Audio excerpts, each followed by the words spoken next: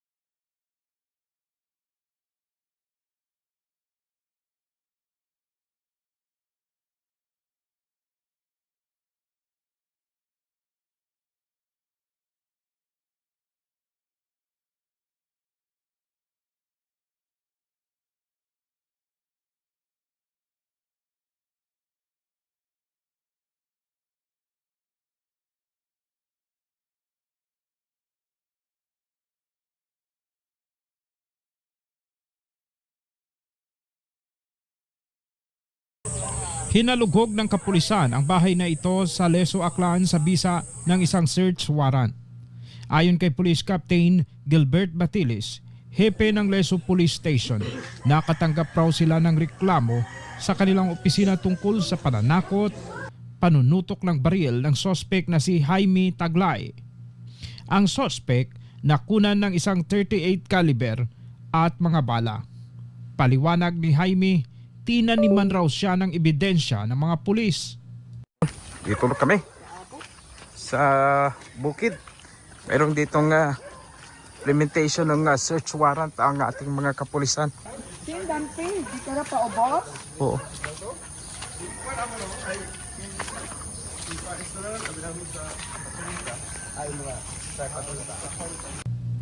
Dito ay ipinapaliwanag ni Police Captain Gilbert Batilis ang proseso ng pag-implement ng search warrant o ang paghalughog sa bahay ng suspect.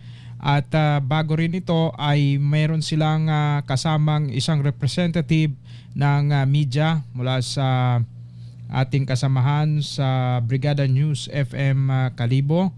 At ganun din, nandito rin ang barangay officials, ang barangay captain ng lugar na ito. Search yung ginawa ko atong ipa kung sa atong mga media search mga representative at moment kay atong mga barangay captain. Bago rin pumasok ang mga otoridad sa loob ng bahay ay kinapkapan ang bawat isang magsi-search at ang nanguna dito ay yung ating barangay captain mismo ng lugar na ito.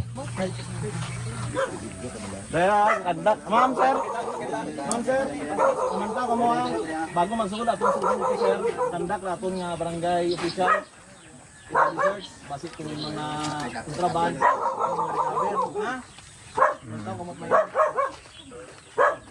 So, magkaroon mga sa ibang ano, yung pagkakas natin sa Okay man natin nga concert. search.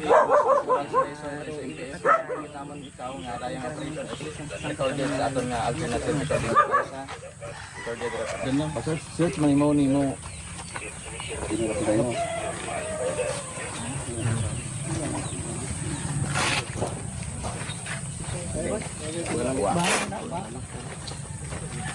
Bulagan niyo anong parents mo dayon.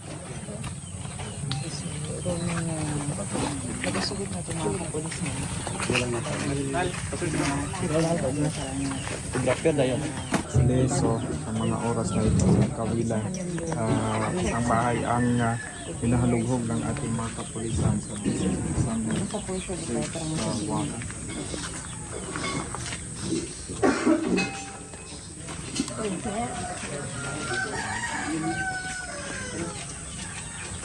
Pwede siguro sunod ng din ng iPhone. Diyan ako. Pa-signal yun. Ay! Ma'am, paano kita mo? Oo. Yan kita. Dito ay hinarang na kami ni ma'am na pumasok sa loob kami ng taga GMA Kalibo. Pero mayroon namang representative ng media doon sa loob, no?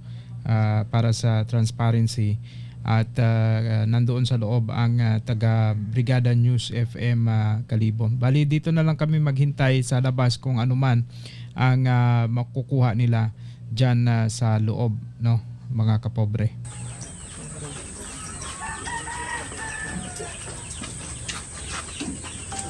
Tama mga kabarangay sa may kusina, di mo yung production ng sa araw. Kaya ang pag-search ko at ang mga kapulisan.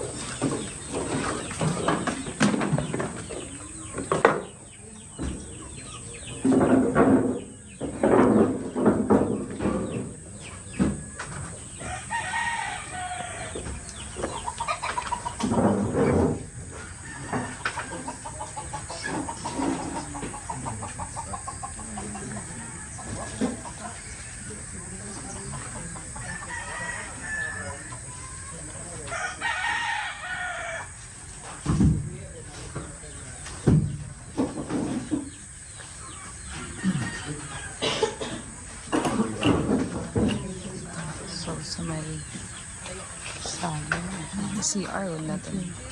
So may CR nga portion ang nagsugi natin ka lang na police can check man. So negative pa so far mga kaibahan wa pagid like may na-recover. Parating ka ng otoridad, hindi ka sa may kusina, pagka sa dining area, pero CR no, na-check. Pero mga umog ito, magiging na mukad idro, sugod ito umugan, good. Masikyar nga, uwa, gudi kita gintago, siya nga, di ko rin ginabutang ng mga kaibahan. Pero paril, pero negative man. Sa kwarto yun.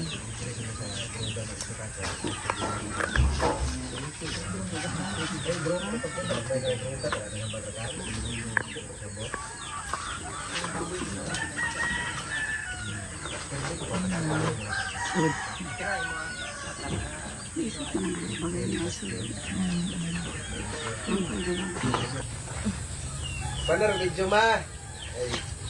Gitu. Tambah ke kedai, tambah mau kedai. Wah, maksudnya bikin apa kuan nih sama saya, maksudnya itu ulai itu sendiri ya pulau. Iya, mesti kau set ini saya pintu nak seputar lagi nak suruh di tengah polis tapi ini nggak una. Dapat ah. Itu rupuk sebenarnya. Wah, saya.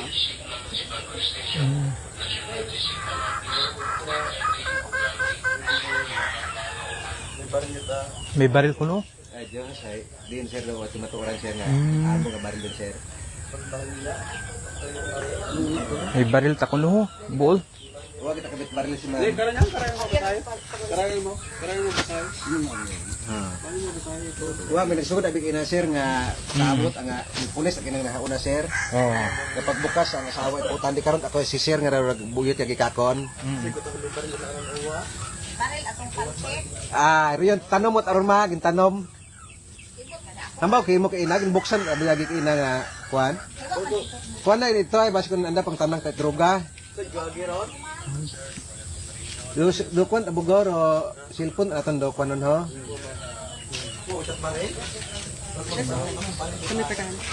Pagkakahan ko. Ito galero ano, subject person ay gina pamalibaran na nga may baril imaw, no? Panda yin search ng balay may baril ko no, may nabuol nga baril aton ko ng mga kapulisan sa sulod. May witness man sa karang nga media, may mga media representative matabi.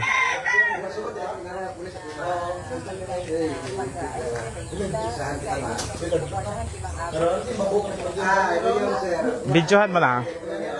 Pero anong baril? Sige. Sa inyo.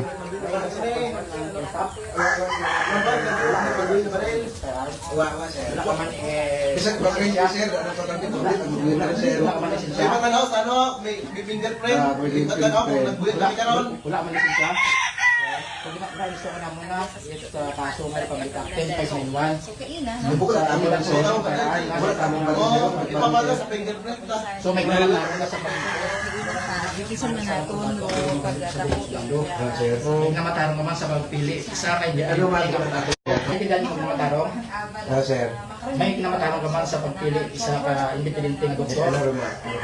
Kung wala kang kasalanan, ang gobyerno makakatag sa libre. Hindi dami mo namatarong. Sir. Kung hindi dami mo namatarong. Sino ta pulis ina sulti tayo ma? Yan sa pintima mo, nagbigat sa patulisan lang.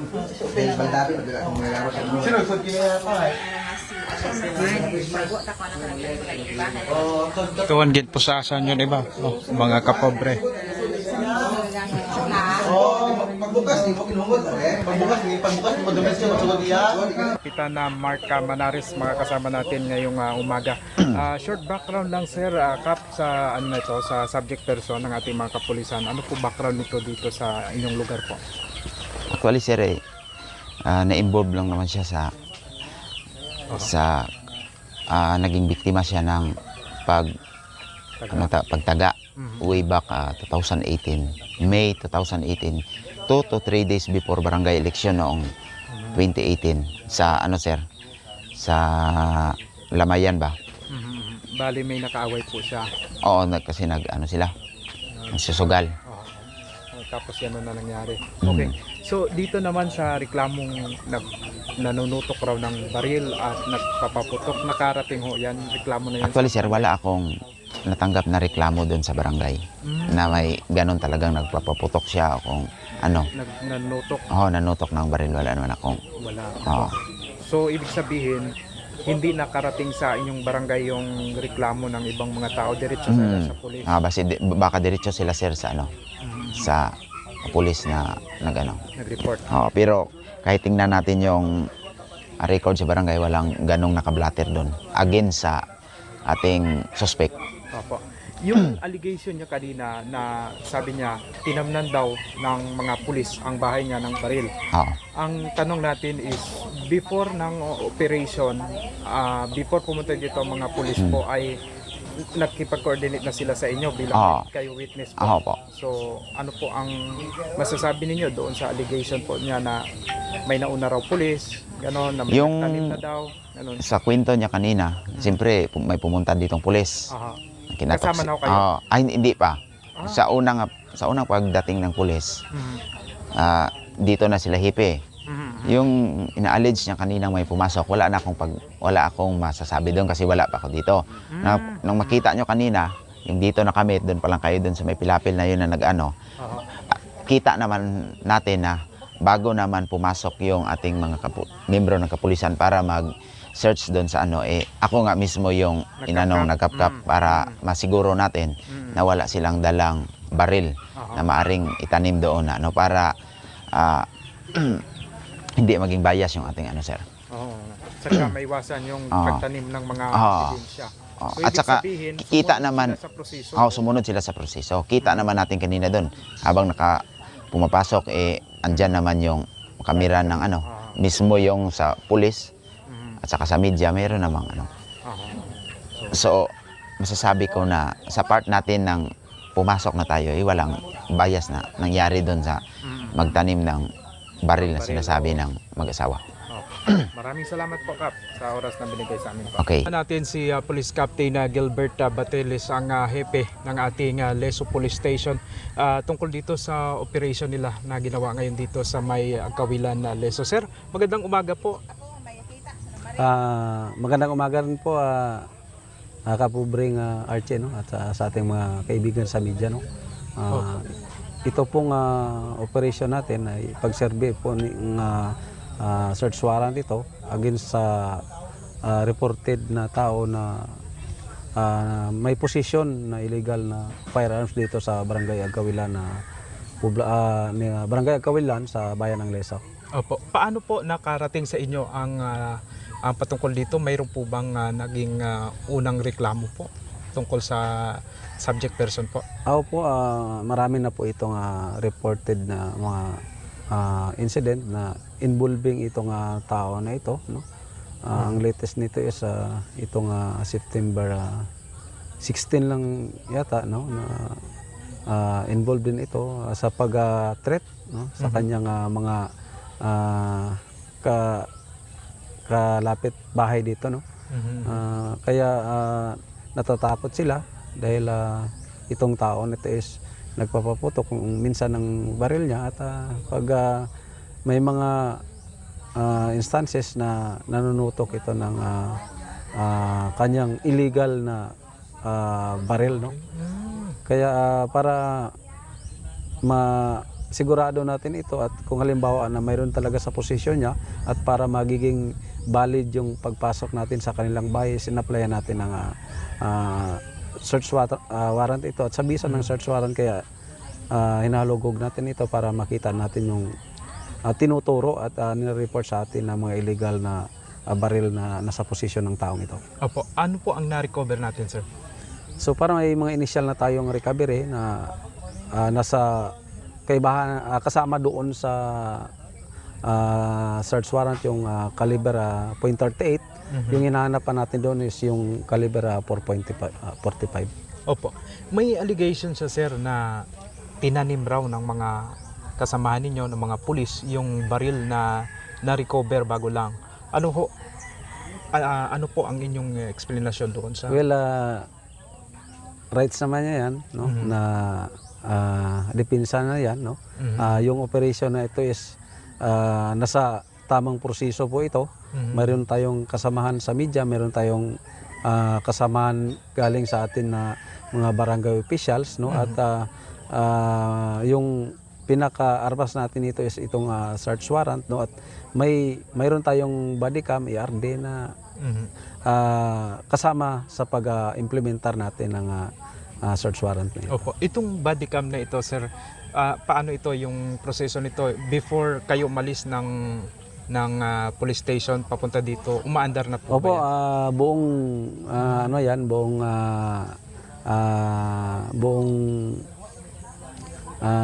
pangyayari sa pagkandak natin ng operation is kasama yan sa body cam natin. So lahat yan maipipresenta sa korte po. Opo. So kung yung kanyang sinasabi na mga ganun, doon na yun, yung body cam na yun ang makikita, Apo. ipipresenta sa korte. Opo. Okay. Ang background nito, sir, dito sa lugar, anong trabaho po nito? Well, ito nga siya, engaged ito siya sa pagbibinta at pagbibili ng mga kayop, baboy, mga baka. Then yung mga ano nga nito, yung kalapit bahay, no? Biglang report daw is biglang nagkaroon ng sa kanya naman yan no? Kung minsan naman nagsisikap naman yung tao, but hindi natin yan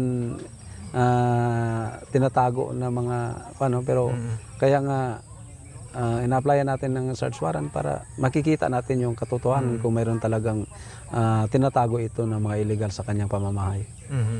So maliban sa baril, may posibilidad na may iba pang illegal na tinatago dyan, sir? So para hindi pa naman siguro terminated yung pagkandak natin ng search warrant. Ongoing pa, no? Ongoing pa yung pag-search natin, no? Tingnan natin kung ano pa yung mga nakapaloob doon sa pwedeng magiging recovery natin at subject ng search warrant. Since ito pala siya ay parang negosyante, ahente ng mga hayop, baka may posibilidad din po ba na yung baril nagbibenta rin or ano po? Yan din po yung naririnig natin, no? Engaged din ito sa tinatawag na gun running. But sabi ko nga is hindi pwede natin na sabihin lang ito, kundi ilagay natin sa tamang proseso, may resibo kung nag-exist ba talaga yung tinatawag ng mga illegal na firearms doon or kung talagang engaged siya sa pagbibenta ng mga illegal na baril. Sige, sir. Lastly, sir, baka may mga nakalimutan pa akong itanong sa inyo. Ano po inyong mensahe sa mga kababayan natin? Well, yun yung pinapauna natin at remind natin sa mga kababayan natin, especially dito sa Banwang Leso, no, na yung pagposisyon ng firearms na hindi lisensyado is binabawal ng ating batas, no. At saka may tinatawag tayong responsible gun owner, no, kung paano natin isama sa ating pamamahay o sa negosyo natin yung firearms na may kaakibat na responsibilidad, no. But ito is may kasama ito na permit to carry, LTAP na tinatawag, or may lisensya ka na mag-possess. No, sa mere possession na wala kang lisensya, that is illegal sa atin sa ating comprehensive firearm law under sa Republic Act 10591. Apo. Sir, maraming salamat po sa oras na binigay sa amin sa PV News Online po. Maraming salamat din kay Kapubring Archie at sa ating mga kasamahan sa media.